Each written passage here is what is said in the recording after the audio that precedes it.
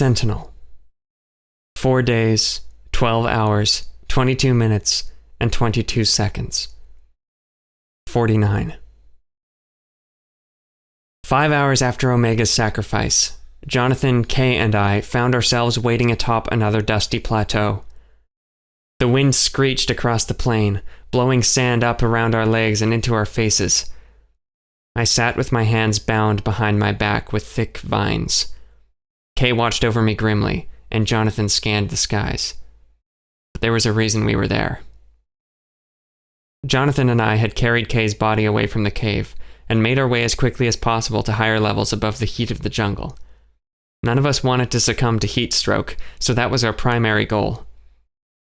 When Kay finally came to, we had to explain what happened. She was silent for nearly half an hour after hearing about what Omega had done, as we all searched for food and water in a part of the mountains, before finally speaking. And when she did speak, it was angrily, and it was directed at Jonathan. Kate drilled him with questions about her past. She blamed him for everything bad that had happened. She said that if he hadn't betrayed us, Joelle wouldn't be captive right now, and Omega wouldn't have died.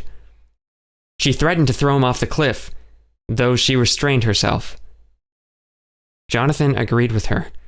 He broke down, blaming himself for all of the losses we had suffered. I hung my head in silence, and so did Kay. It took us a long time to find the strength to keep going, but eventually thirst drove us to climb deeper into the mountains, searching for the river that cascaded down the mountain's crevice to the underground temple. Sometime later, we found the stream in a glade of short trees upon the mountain, and each drank our share of the fresh water. It was remarkably fresh, delicious even, and I felt strength returning to me with each gulp. My nose filled with the sweet fragrance from tiny flowers that bloomed by the water. We splashed our faces to keep them cool in the heat of the 3 suns, and sat together on some stones, in a circle, discussing what to do.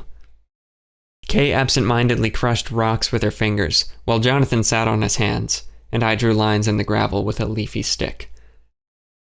We had between us no weapons and only 2 working hologauntlets. Omega was gone. Joelle was captive, presumably brought aboard Duhrnan's mothership, as Jonathan had commanded the Brotherhood reinforcements to do. And they had taken her there in the Firebrand, which meant we had no starship to help us either. We were stranded on Malum, with no supplies, no food, no reinforcements, and no weapons. The only thing we could do was attempt to contact someone, but even then the range of our hologauntlets wouldn't be enough to leave the planet, even without the sporadic interference of Malum's atmosphere. But none of us wanted to flee anyway.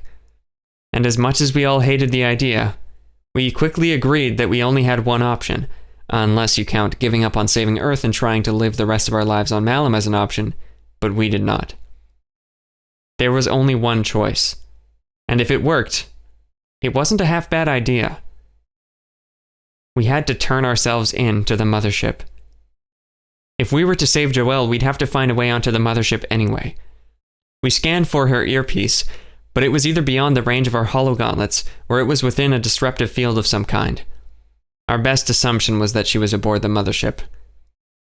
The safest way for us to get inside would be to let our enemies bring us on board. I squirmed at the thought of being captured by Duhrnan and his Valakor soldiers, let alone the Brotherhood allies, but I knew it was our best chance. Not only that, but we needed a way off the planet. Omega had mentioned Brotherhood outposts on Malum, so in theory we could infiltrate one and steal a ship if we wanted to flee. But again, we were unarmed. The chances of us finding an outpost and successfully executing that plan were minuscule. We had one significant advantage, however. Jonathan and Kay were known members of the Brotherhood.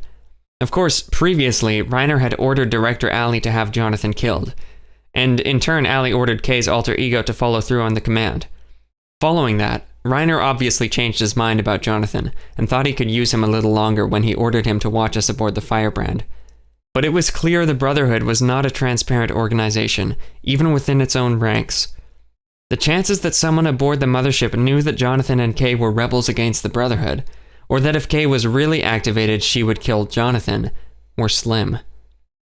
So, The plan was to present me as a prisoner, one that Jonathan had secured with the help of his bioweapon, K, a sleeper agent who he had successfully activated and was following his every command.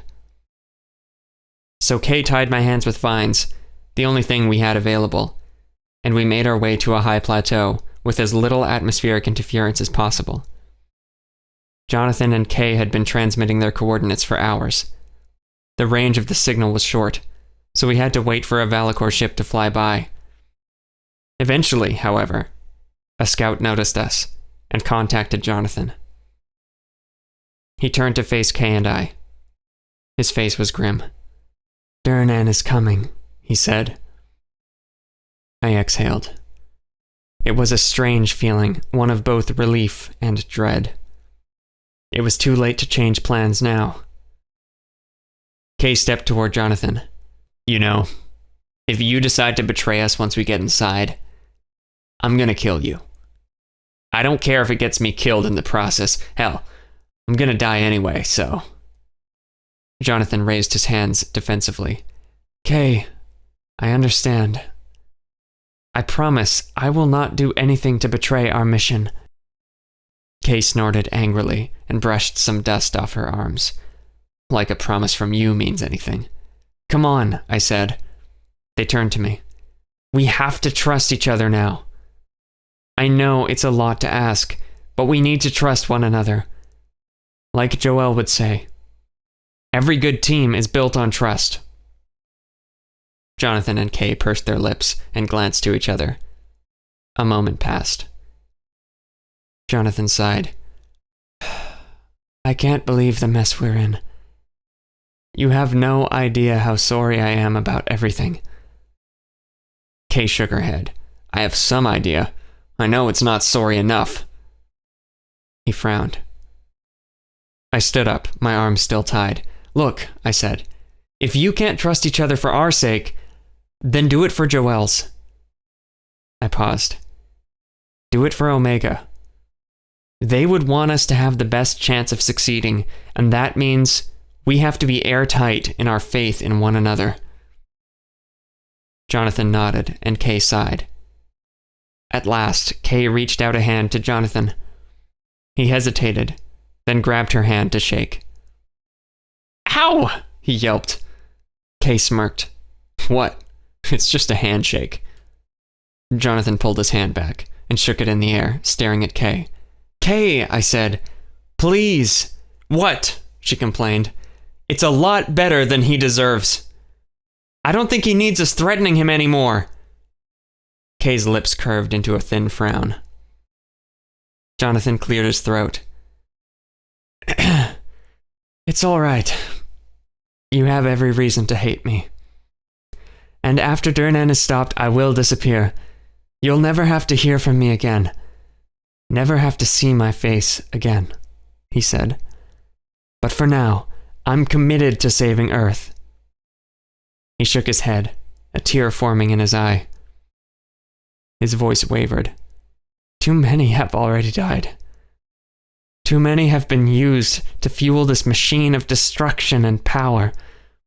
It's the least I can do, trying to redeem myself and admit my wrongs." "No, it's not the least you can do," I said. "You could have done nothing, and that's why I believe in you." Jonathan turned to me, and I saw a spark of hope in his eyes. He smiled weakly. Kay said, "Right. Well, I'm glad we have that sorted out. All right, for now, I trust you. But don't forget my warning." "I won't," he said. Kay put her hand on my shoulder. Jonathan stepped up next to us.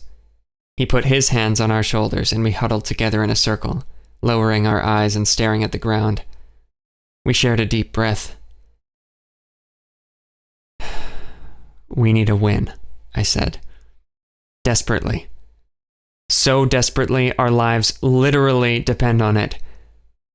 But, just like any creature that is backed into a corner, now isn't the time to hold back." I glanced at each of them. "We have no other option than to fight with all the heart instinct and quick thinking that we have. We've already been pushed past our limits, and that means that we can, and will, do anything necessary to win. This turn of events might be our key to stopping the mothership. A familiar flame kindled within me as I hatched an idea. Omega's sacrifice didn't just save our lives. I narrowed my eyes.